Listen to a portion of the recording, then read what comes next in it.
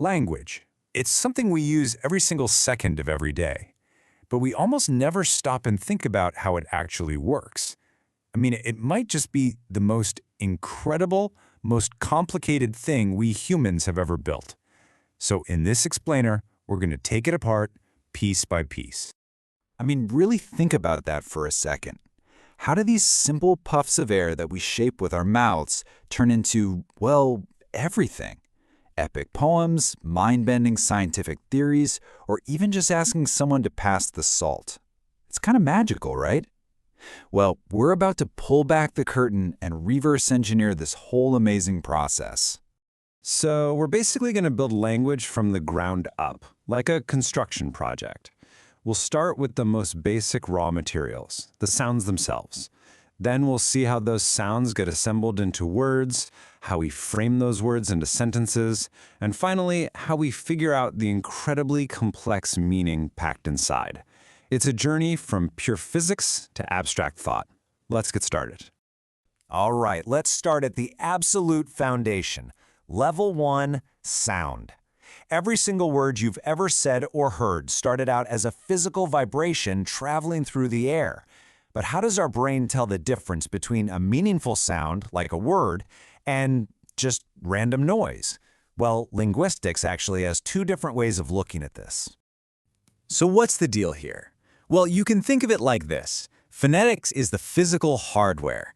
It's all about how your lips, your tongue, your vocal cords actually work to produce sound waves. Phonology, on the other hand, that's the software.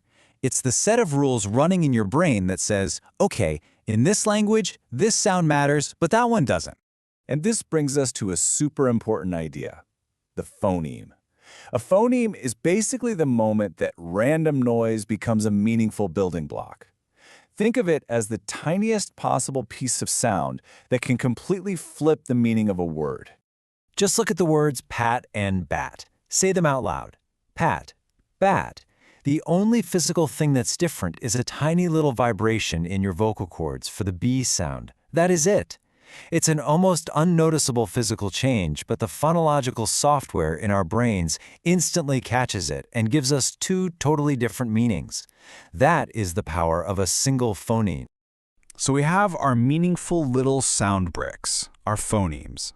Now let's climb up to the next layer and see how we start to build with them.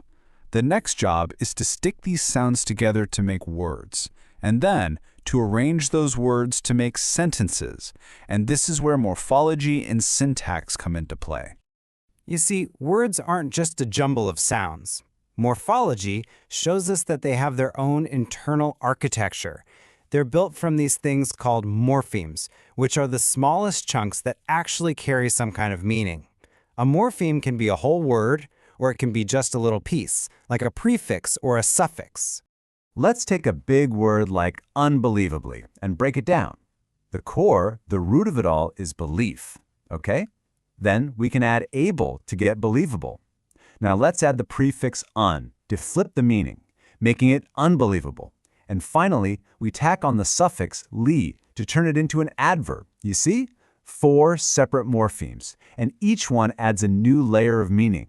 It's like building with Legos. Okay, so now we have our words. But you can't just throw them together in any old order and expect to make sense. That is where syntax comes in. Syntax is the rule book. It's the blueprint for how we build sentences. It's the hidden grammar that tells us how words need to be arranged so we can form a coherent thought. And you can see right here just how important word order is. The cat chased the mouse, boom, you get a clear picture in your head. But if we mess with the syntax and say, chased the mouse, the cat, we're using the exact same words, but the meaning just completely falls apart. That structure, that is syntax, and without it, we just have word salad. So we've built a grammatically perfect sentence. Awesome. But what does it actually mean? Well, this question brings us to the final and maybe the most complex layers of language. Now we're talking about the interior design, how we fill our sentences with both literal meaning and what we really mean. Take a look at this sentence. Super simple, right? It's cold in here. On the surface, it's just a comment about the temperature. But is that all that's going on? What do you think the speaker might really be trying to say? This is where the last two layers of meaning come in. Semantics is all about the literal dictionary definition of the words. The temperature is in fact low. But pragmatics is about the meaning in a real-world context. The speaker probably isn't just giving you a weather report. They're probably making an indirect, polite request. Hey, could someone please close the window? This gets us to a really cool idea called implicature.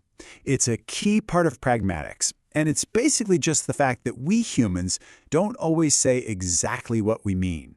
We're constantly implying things, suggesting things, and reading between the lines. It's how we navigate social situations, how we make polite requests, and even how we understand jokes. Okay, so we've traveled all the way from physical sound waves to deep social context. But you might be wondering, does any of this actually matter outside of a linguistics class? And the answer is a resounding yes.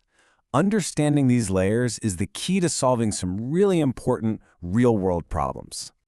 I mean, think about the voice assistant on your phone. That's phonetics and semantics hard at work.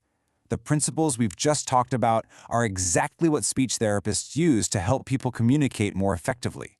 Those language learning apps you use, they're built on a deep knowledge of morphology and syntax.